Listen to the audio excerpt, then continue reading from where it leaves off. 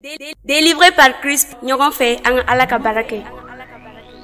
Tanuli bɛnnen bɛ e kelen pe la, sankolow ani dugukolo daba matigi.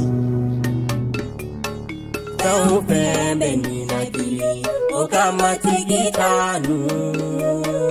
Fɛn o fɛn bɛ ninakili, o ka matigi kanu. An ka bonya segin nɔrɔtigi Ala ma, abada masa ni bɔɲɔgɔnko si tɛ. An ka tanu yɔrɔ sinuman kɔnɔ, an ka tanu sankolo furancɛ la, a ka sebaya bɛɛ jira ye, abada masa min bɔɲɔgɔnko si tɛ.